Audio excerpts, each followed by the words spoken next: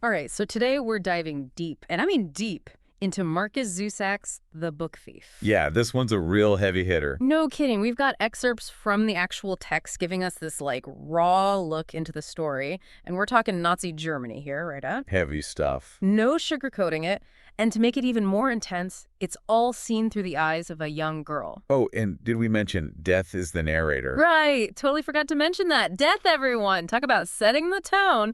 But, it actually works. It's like Zusak took a huge risk, and it totally paid off. Absolutely. I mean, death narrating a story about life, it makes you rethink everything you thought you knew about storytelling. For sure. And right away, Zusak throws this curveball at us. Liesel, the book thief. It's like he's giving us a glimpse of her character before we even know her name. Exactly. And it leaves you with all these questions, right? What kind of books? Why is she stealing them? Is it like rebellion or just pure desperation? See, Zusak's got this knack for keeping you hooked. He gives you just enough to make you crave more. Totally. So we first meet Liesel on a train. She's just lost her brother. Not exactly the happiest start. Brutal. Zusak doesn't hold back on the harsh realities of the time. Even for a child, death is just a constant presence in her world. And speaking of harsh, can we talk about Hans and Rosa, Liesel's foster parents? What a That's pair, huh? total opposites, you know? Yeah. You got Rosa, tough as nails, always ready with an insult. You'd think she hated the world. Oh, yeah, she definitely had a way with words. That image of her with the wooden spoon. Pure intimidation. But underneath it all, I think she's got a heart of gold, especially when it comes to Liesel and Hans. He's like the gentle giant, kindness personified. It's Hans who sneaks downstairs to comfort Liesel during those nightmares. He's the one who teaches her to read, even though it's a struggle. And think about it. He does all this when knowledge, especially for certain people, was seen as dangerous. He's defying the whole system just by being kind. It's kind of a big deal. Huge. And it's not just Liesel. Remember when he gave bread to that Jewish man being marched through the streets? That took guts. Talk about a moral dilemma. One small act of kindness could have cost him everything. But Hans, he followed his conscience no matter the risk. It really makes you question what you would do in that situation. Right. It's easy to judge when you're not the one staring danger in the face. Totally. And you can see Liesel, young as she is, starting to understand the weight of those choices, too. Zusak does a great job of creating this world, Himmel Street, where even the smallest acts of courage speak volumes. Absolutely. Yeah. It's like he took these ordinary people and showed us just how extraordinary the human spirit can be, especially in the face of such darkness. And then you've got Rudy, Liesel's best friend, with his whole Jesse Owens obsession, this kid living in Nazi Germany idolizing a black athlete. Talk about a quiet rebellion. It's subtle, but man, it speaks volumes. It's like this little flicker of defiance in this oppressive world. And then you've got Frau Holzapfel, the grumpy neighbor, always spitting on doorsteps. Even in the darkest times, Zusak finds a way to sprinkle in those little bits of humor. Reminds us that life, even then, wasn't all doom and gloom. Exactly. It's those little details that make it all feel so real, Like, we see how the Nazi regime seeps into every part of their lives, from rationing to the constant fear of air raids. It's always there, lurking beneath the surface. And it's in this climate of fear that Liesel stumbles upon her first book, The Gravedigger's Manual. At her brother's burial, no less. Talk about symbolism. Like fate, almost. That chance encounter sparks something in her, a thirst for knowledge that changes everything. It's the beginning of her life as the book thief. But it's more than just books she's stealing. She's stealing stories, hope, her own voice. And it's not just the Gravedigger's Manual that gets her hooked. Oh no, she's just getting started. Right. I mean, she's swiping books from the mayor's wife, Ilse Herman. Even from a bonfire, can you believe that? The book burning? Talk about a powerful symbol, right? It's like this attempt to silence voices, to erase ideas. Exactly. And Liesel, she's not having it. By taking that book from the flames, it's like she's saying, nope, you can't destroy these words, they mean something.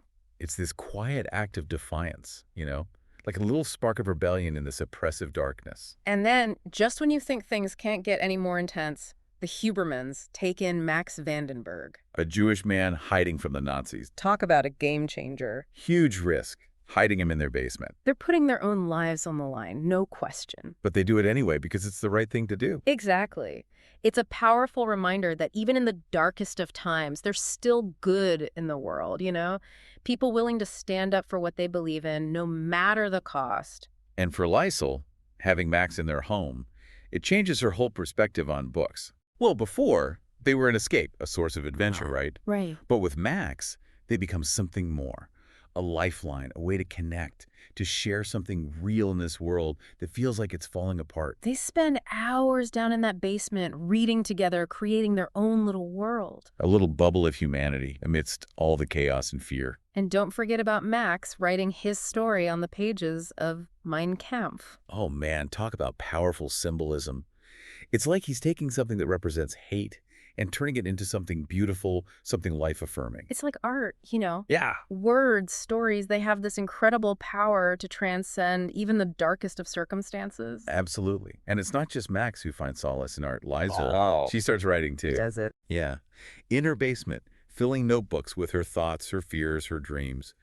It's like she's processing everything she's going through, finding her own voice in the midst of all the noise. And through writing, she starts to understand the true power of words. Right. It's not just about escape anymore. It's about connection, about making sense of the world, about finding your place in it all. And it's interesting how Zusak uses her words to strengthen her bond with Rudy. Their friendship is so special. It really is. They've got this shared love of adventure, this way of finding joy even in the darkest of times. And those moments, like when she reads to him in the bomb shelter, it's like they create this little haven of peace and hope just for a little while. Is it those shared experiences, those stories, they become a source of strength for both of them, wouldn't you say? Absolutely. Yeah. They remind each other that even though the world outside is falling apart, they still have each other.